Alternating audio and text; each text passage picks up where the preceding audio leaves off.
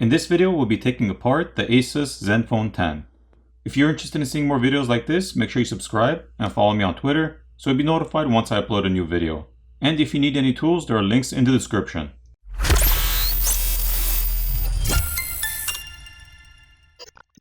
To start off, the SIM tray needs to be removed.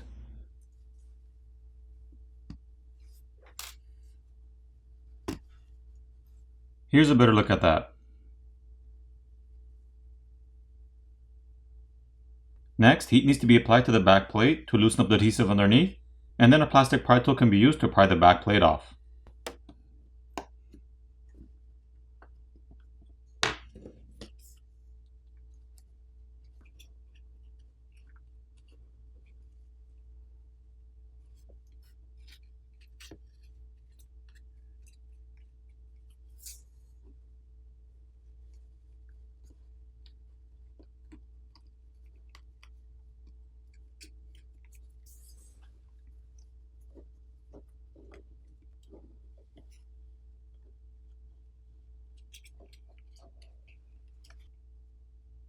Here's a better look at the polycarbonate back.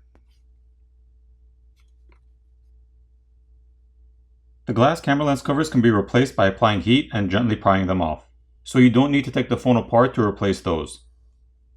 There are now 15 Phillips screws which need to be removed.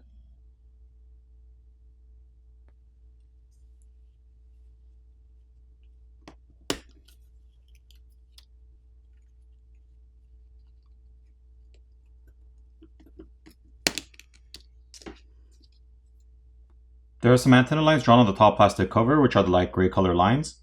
The NFC antenna is located here, and this is the wireless charging coil. Here's a look at the other side.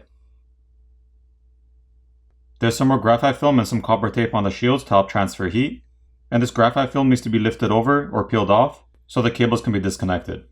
Also, this tape or film on top has to be peeled off.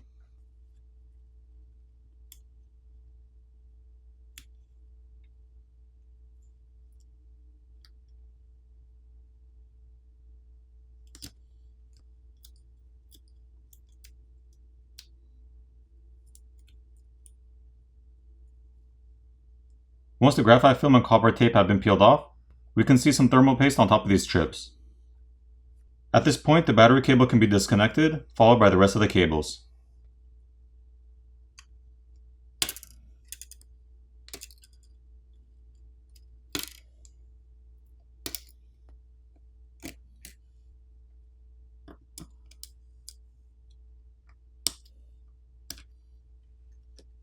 Here's a better look at the 32 megapixel front-facing camera.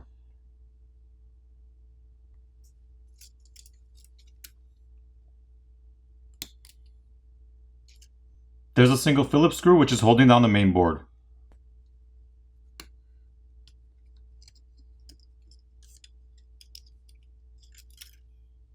Looking at the main board, we can see the 50 megapixel primary camera with the 6-axis hybrid gimbal stabilizer 2.0. Below that is the 13 megapixel ultra-wide lens, and this one does not have any OIS or optical image stabilization. There's a secondary microphone on the top corner, and the camera connectors can be disconnected by just popping them off. And the LED flash is located over here. This main board is a dual layer design board.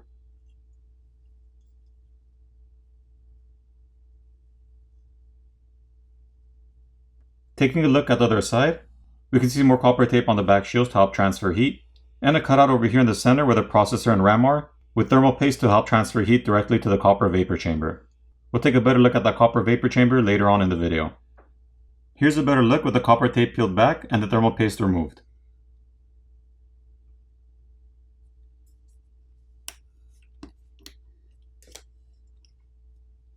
There are some more antenna lines drawn on the bottom speaker assembly, which are light gray color lines. And there's a rubber gasket and mesh filter over the speaker opening itself.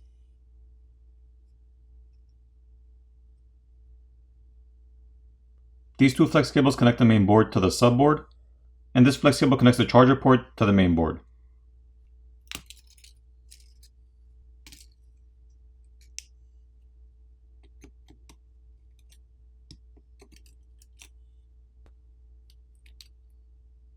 The primary microphone is located on the subboard. and the SIM reader is located on the other side.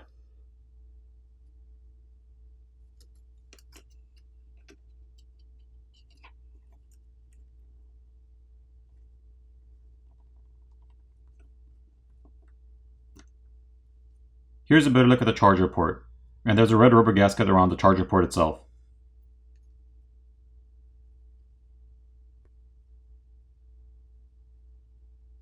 To remove the battery, there's an adhesive pouch holding it in place.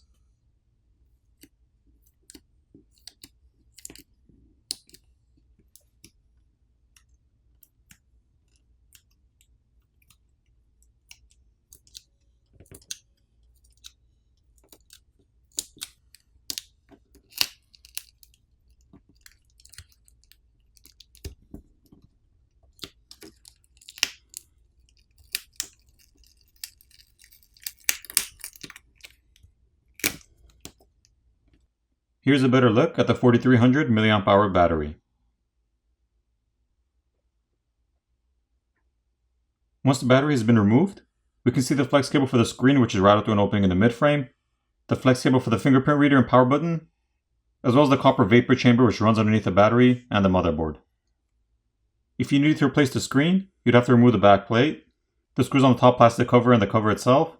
You would then have to disconnect all the flex cables on the bottom of the board and pry the battery off, giving you access to the screen cable, at which point you could heat up the front of the phone where the screen is to loosen up the adhesive underneath, pry the old screen off, apply new adhesive and reapply the new screen, making sure you run the flex cable back to the opening in the midframe and reassemble the phone. The vibrator motor is located on the bottom and it's held down with some adhesive.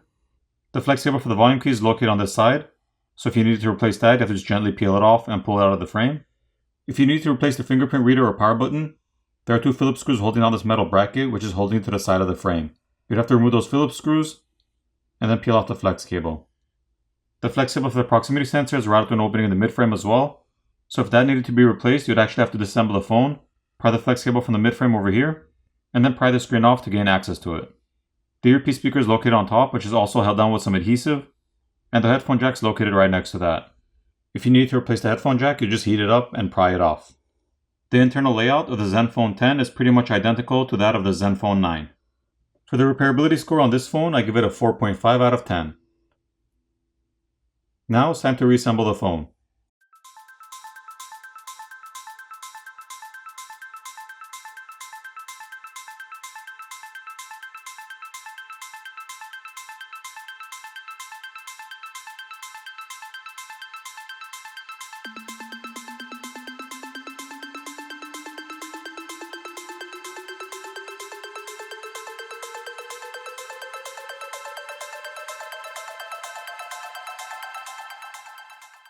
Once everything's back in place, apply new adhesive and reapply the back plate. Flip over the phone, power it on, and you're done. I hope you enjoyed this video, and I'll see you in the next one.